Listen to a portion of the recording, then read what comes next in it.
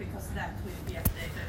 You can choose where you learn your things from, but you do not need to get a book if you don't want.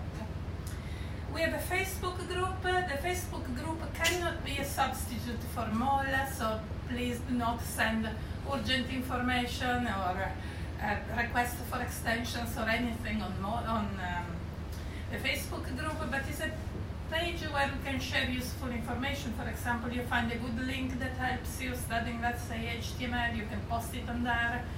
We normally post this type of information, and also towards the end of the year I tend to post if I get news of jobs that local companies are offering, internship, all of that. I will share it on the Facebook page for you to see. So if you want to join, that's the address of the Facebook group, you just ask to join and I will approve you.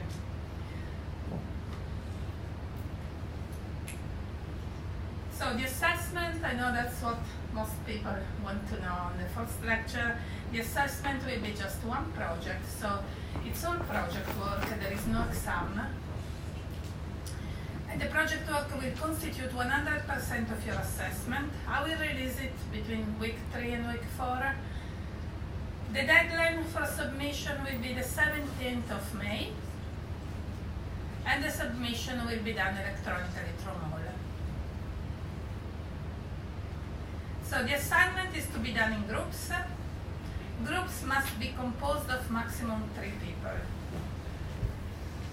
And no groups of more than 3 are allowed. So you can choose to do it individually if you want. I would recommend it, but some people prefer that. We have a spreadsheet. You can click on the link and it will send you to the spreadsheet. And you can put groups if you already spoke with someone and you want to join their group. Let me see if I can click on the spreadsheet myself. Of course, it doesn't work.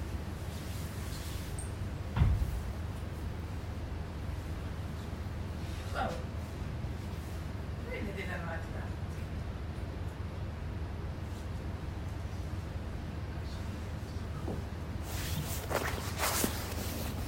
So that's the spreadsheet.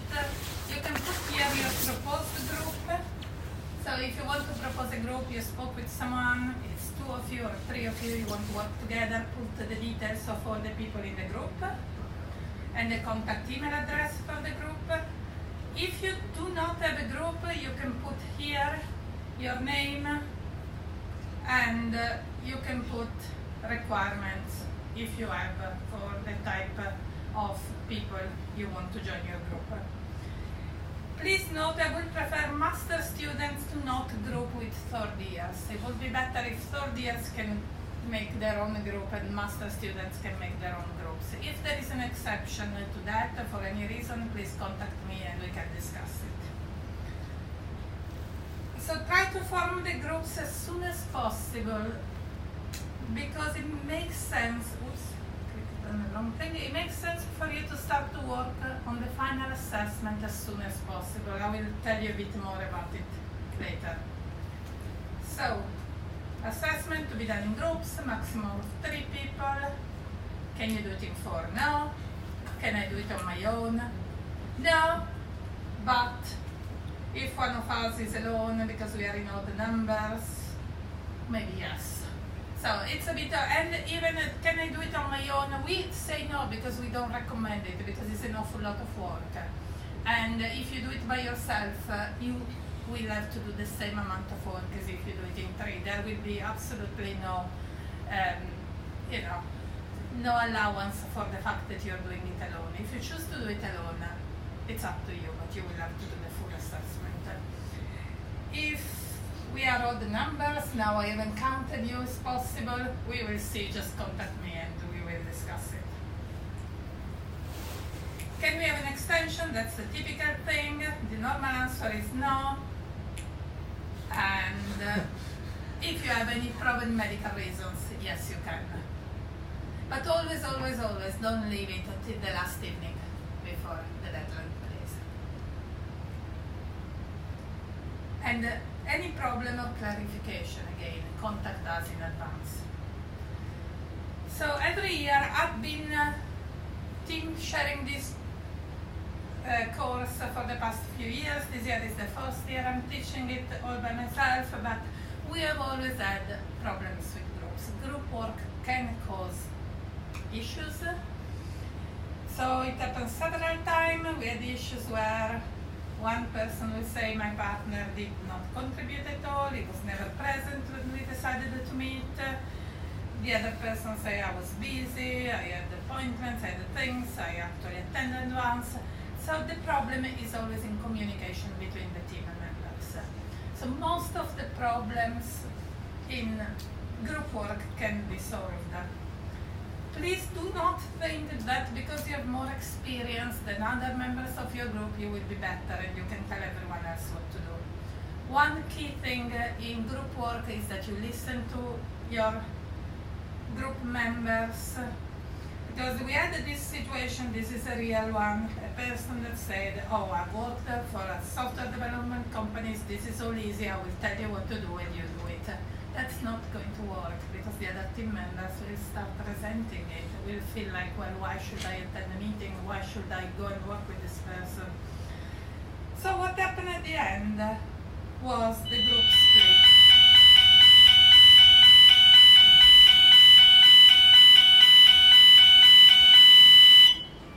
Okay, so we know that now on Monday at this time is the fire test, I hope. So what happened at that time is that the group ended up splitting. And yes, groups can split.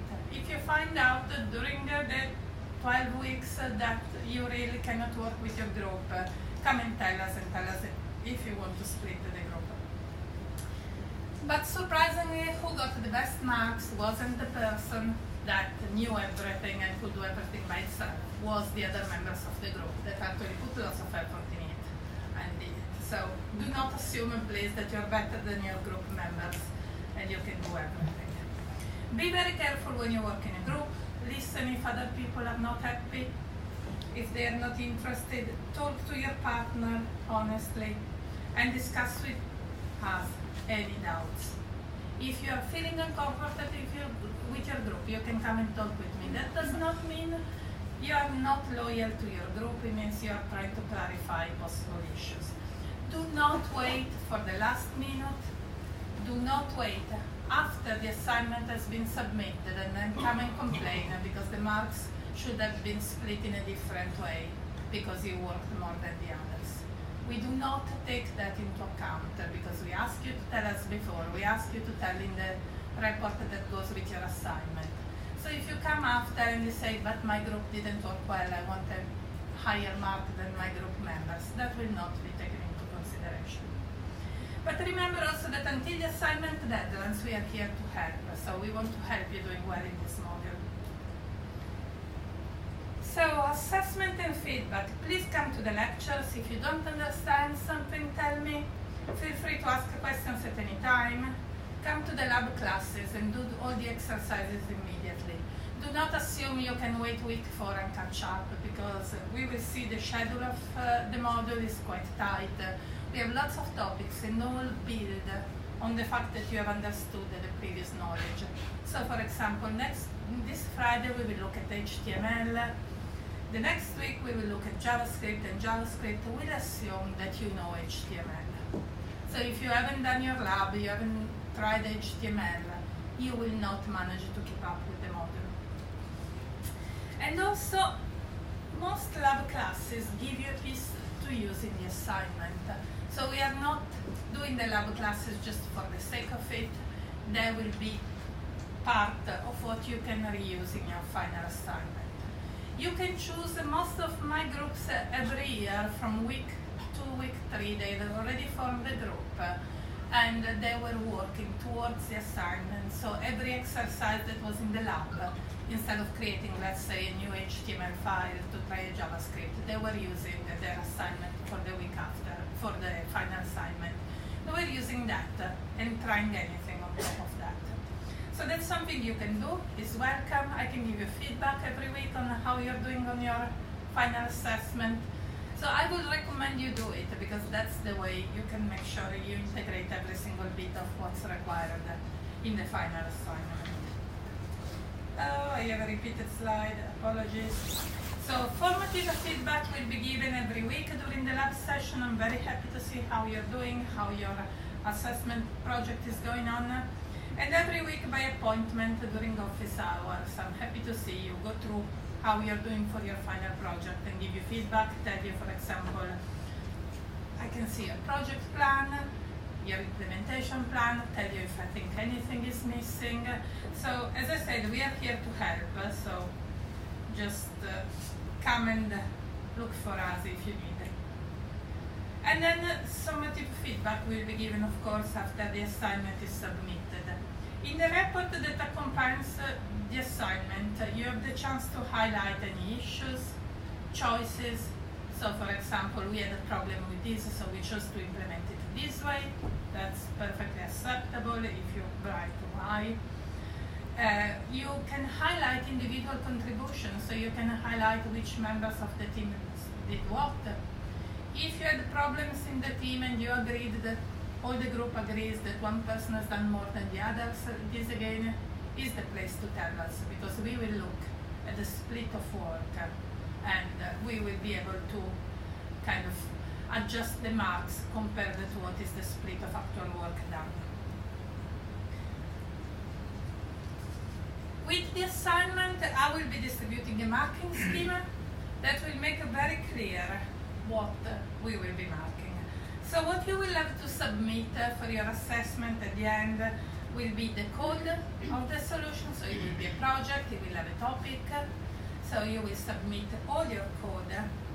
You will submit a report that documents your work. If this is the report I was talking before, where you can highlight your implementation choices. There will be more details exactly of what is expected in the report.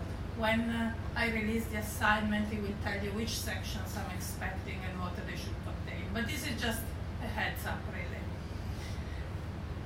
Code documentation, so anything that documents your code, like Java will be for Java. So any documentation you can give on your code. We look also at comments in your code, for example, as a way to judge the quality of your code. I would appreciate screenshots or video of the solution, so I can understand what you are expecting to happen when I run the solution. Let's say, for example, last year someone submitted a video, this is how my website should look. It was taken from it. And then it wasn't looking the same for us, and then we found out that there were some issues with the version. They were using a version of a browser. Some of the things they did weren't compliant with mine, but at least I could call them in and say, I can see this is what your solution is supposed to be. This is what I see. Can we find out? Otherwise they would have got a much lower mark, because I couldn't see half of what they did while they came in. We had a look, everything was fine. And also, you will get a self-assessment form. It's kind of a checklist that you can tick and you can assess yourself to see how you feel you have done in that assignment. Please note, we will run and check all the code. It's not the case that you submit and I just look at the report. I will actually inspect every single bit of code to run off my machine. If something doesn't work, I can contact you. But in theory, I must be able to run your solution without problem on a standard lab machine.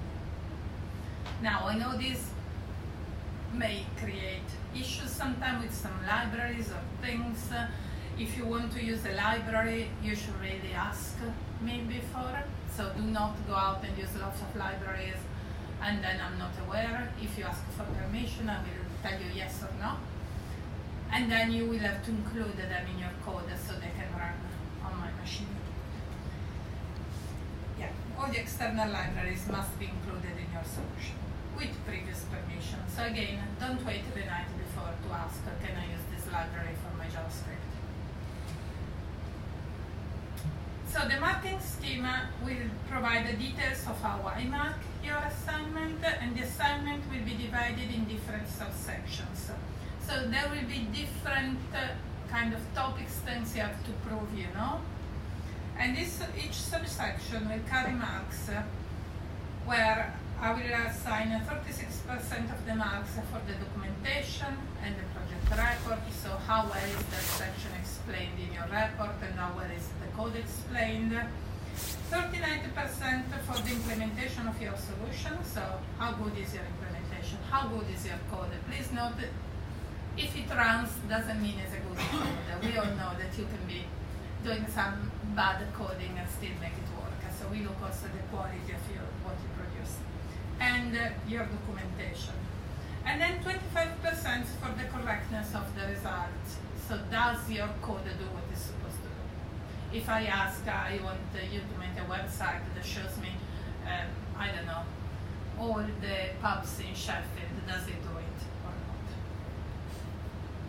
So it will be a very clear marking schema, and when your mark is out at the end, you can come if you want explanation to see how you did in each of the categories and why you were marked down or up in certain sections.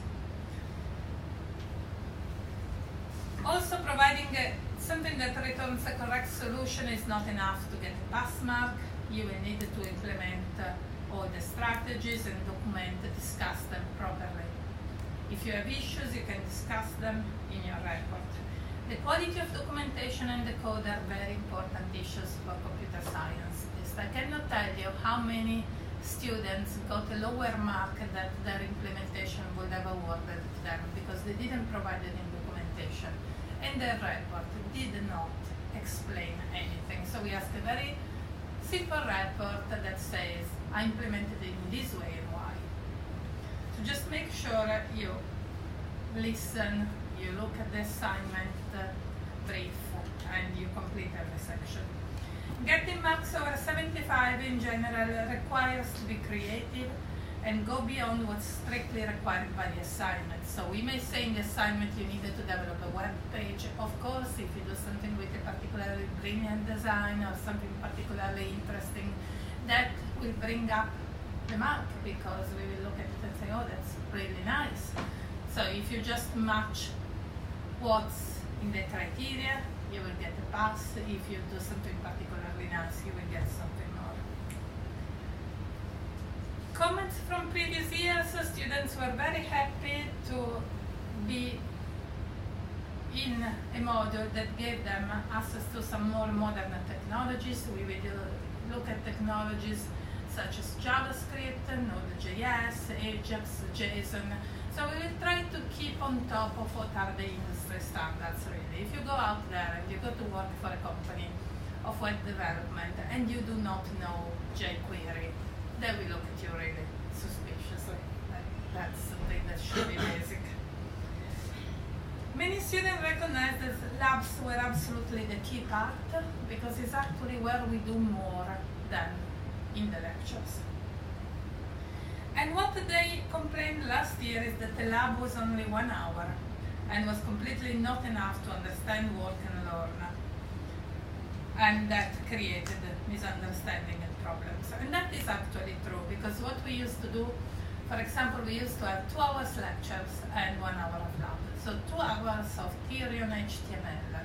That I can tell you, I was even bored of teaching. So when I came out from the lecture, I thought, oh, I am bored. I cannot imagine everyone here because it's very hard to pick up that knowledge by just looking at the screen that tells you have to code it this way. And then we had 1 hour of lab. So this year we tried a new thing. We are doing 1 hour quicker lecture with the basic points. And then for 2 hours in the lab, you will be able to try out and you will get more lecture slides during the lab to see how you can actually implement and try out everything that we look at in the lecture. So as I said, to address these comments, I've changed the module structure and the lab classes will build on each other. You can use the work done the previous week and build upon it. So you're doing JavaScript, you can use you can use the HTML page you did in week 1 to build upon it. And as I mentioned, you can start building your assignment. I say you can, I would strongly recommend it, but of course it's up to you. So, before we move on, I have to tell you something about the National Student Survey. So So what is the NSS? It's the annual survey of most final year undergrads across the UK. It's commissioned by the Office for Students on behalf of the UK funding bodies. It's an independent study done by Ipsos Mori, and it's very quick and easy to complete. So what they will ask you will be a range of questions about your course experience, the teaching of your course, the learning opportunities, assessment and feedback. They will ask you about the academic support, about how well organized your student experience was. They were asked in general about your satisfaction of being a student in Sheffield. How are the results used? The results are made publicly available to help prospective students to make informed decisions, so any comments, any feedback that you give can be used by new students that may decide to join Sheffield. And universities and colleges are provided with the anonymized data, so we can see which are the areas that need some adjusting. For example, this full module, I wasn't here when this was created, but Web Technologies was created because ITMB students were complaining that they didn't have any module on the web, on basic web technologies, while computer science students do it in the first year. So that's something that came out from a student feedback. Yeah, that's just what you will ask, so you will have some boxes. Ipsos Mori will send emails inviting students to take part in the survey when the student starts.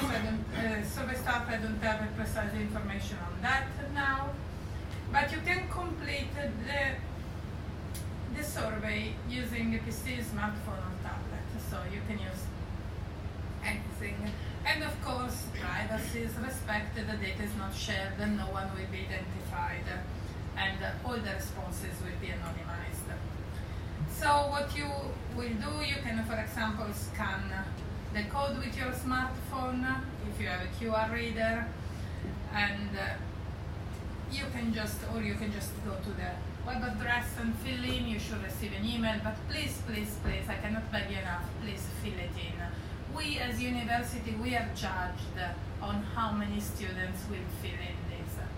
So it's very important for us, because if we don't get your feedback, we will not be able to inform our future choices. So that's my begging ended. Lecture schedule. And this will tell you a bit more about what we're talking about in all the module.